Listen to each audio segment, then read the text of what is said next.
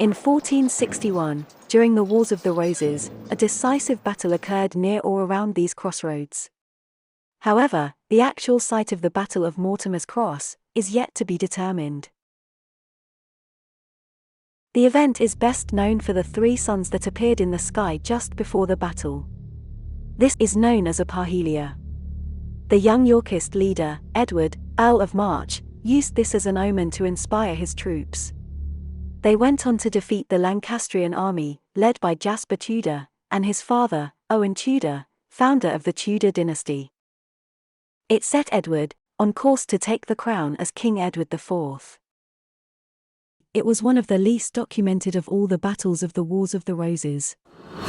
In 2014, following an approach from English Heritage, the Battlefields Trust set up a small local project to try and find the site of the battlefield. In collaboration with the University of Huddersfield and the Battlefield Trust acting as sponsors, the project aim was to formally identify the site for inclusion on the English Heritage Battlefield Register. Consisting of local trust members, volunteers, and heritage professionals, the newly formed steering group sought to secure funding from the Heritage Lottery Fund. Without this money, the project simply couldn't go ahead.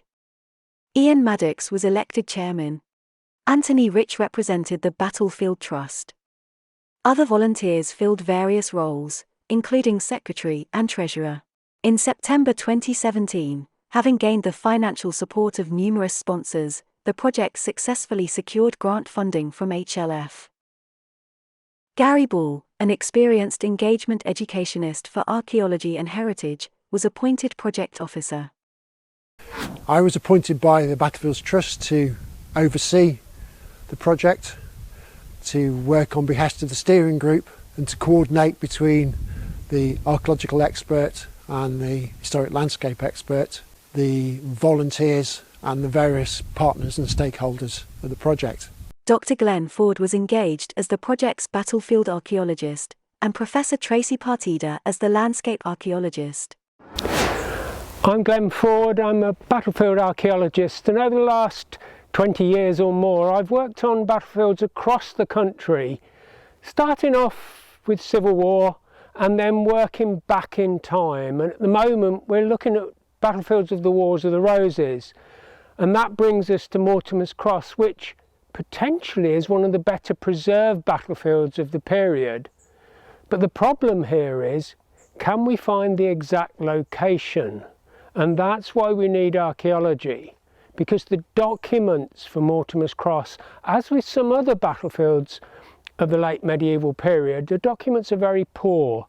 They don't tell us where the action was. We've got to find that by understanding the landscape, trying to put ourselves in the mind of the commanders at the time, but then looking for the physical evidence that was left in the ground by the action itself. I'm Tracy Partida, I'm a landscape archaeologist. I've worked on battlefields across the country and in Europe, and I've worked on every battlefield of the Wars of the Roses. Now I'm working on the battlefield here at Mortimer's Cross. And the purpose of a landscape archaeologist is to reconstruct the landscape as closely as possible to what it would have been at the time of the battle. So obviously for early battles like Wars of the Roses, 15th century, it's much harder than it is for later battles because the sources are so few.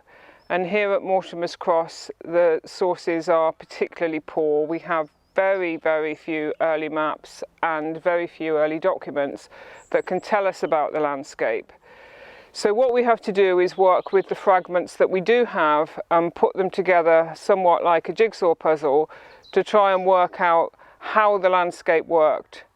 Because it's vital to understand what the landscape was like as it was at the time, not what you're seeing now, in order to understand how battles and armies would have moved in the landscape and where is the most likely place to target to look for the battlefield.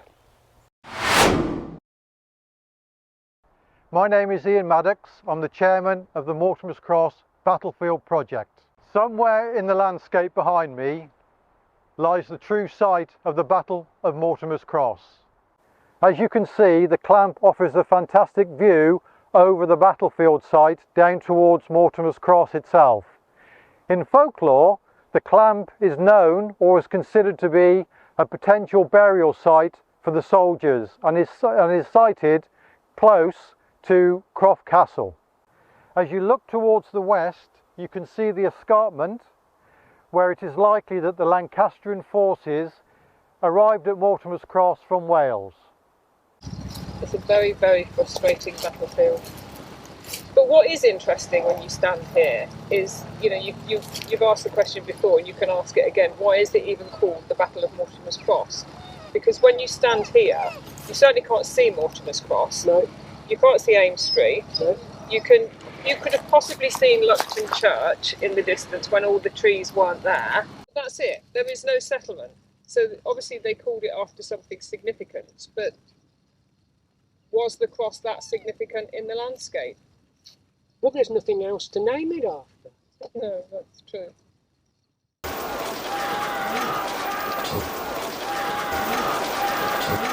A lot of nonsense has been said and written about the Battle of Mortimer's Cross. That's happened because the original documents of the period tell us almost nothing about this battle. And that is the particular challenge we have, is to find where the battle was fought without the documents actually telling us where. What the documents actually tell us is the battle was fought at Mortimer's Cross, somewhere in this landscape.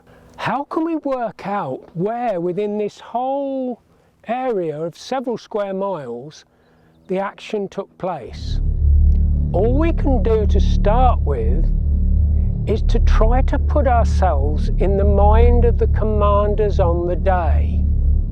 But we can't do that if we look at the landscape as it is now, with all these hedges and trees. They simply would not have been there in 1461. What did the landscape look like? This is what Tracy's been working on, and we can begin to use some of that evidence to interpret the little that we have from the documents about the battle. What they tell us is that the Lancastrian army was marching out of Wales.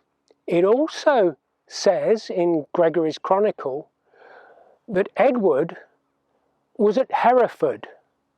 If one looks at the early maps, one finds that the main road out of Wales into England ran through Hereford. What Edward is doing is trying to intercept that Lancastrian army. Why then do we end up at Mortimer's Cross? Clearly Edward's marched north to this location. He must have done that surely in relation to what the Lancastrians were doing. They must have manoeuvred and he must have responded. And somehow that brought them here. Everyone's looked at this landscape and said, well, obviously this Roman road, which was still in use in the medieval period, is still a road today, and it runs up from Hereford, must have been where the armies moved. And everyone's put the battle out there, beside Mortimer's Cross, or down beyond towards Kingsland. Everything's focused on that road. However, if you look again at the later documents of the 17th century, you find there is another road. It's the road from London to Aberystwyth. And we know the Lancastrians are marching out of Wales. If they've moved to the north, are they trying to outflank Edward and join up with their other forces in the Midlands? And to do that, are they marching down that road through Prestine into England? If that is the case, then actually should we be looking at the line of that road, which today is completely been abandoned, but once ran along the side of what's now an orchard? Is that where we should be looking for the battle, because the Lancastrian army marched down that road rather than to the Roman road where everyone's placed it before? The trouble is, that there is so much we don't understand about this landscape. What other roads might there have been? Over the last 5 years, the archaeologists have been supported in their work by a core team of volunteers who assisted in undertaking numerous tasks, including historical research, metal detecting, finds interpretation and holding events such as the annual Battlefield Walk. Martin Hackett, the steering group's events officer, leads an annual guided walking tour of the Mortimers Cross area. Martin, a published history author, has many facts, theories, and anecdotes to provide an absorbing and fascinating experience. Anthony Rich, the group's BT representative, also conducts a similar public talk and walking tour. Informative and engaging, Anthony explores all the landmarks associated with the battle. But this is the earliest recorded site in the mid-18th century. Without hard evidence of the battlefield's location, the steering group toured several possible sites. Opinions varied, and each one put forward their own theory at the end of the day. Just north of Kingston, basically. Yes. So you favour the traditional site? I favour the traditional site, but turning it round. Yeah. Although initially, the project was only for 3 years, it faced many unforeseen challenges along the way, such as several incidences of severe winter flooding and the major COVID pandemic in 2020, all of which significantly affected the project's ability to undertake the necessary survey work. Fortunately, these events were significant enough to warrant the HLF granting several extensions to the project. The HLF element is now ending on the 31st of July 2022. Although the survey work done to date has not found evidence of the site of the battle, the post-HLF project will continue to search for evidence, under the umbrella of the local Battlefields Trust Marches and West Midlands region. The steering group would like to thank everyone who has supported the project, including our sponsors, our volunteers who gave up their valuable time to help, and the landowners for allowing access to their land for essential survey work. Reports have now been published for battlefield and landscape archaeology and are available to the public through our website.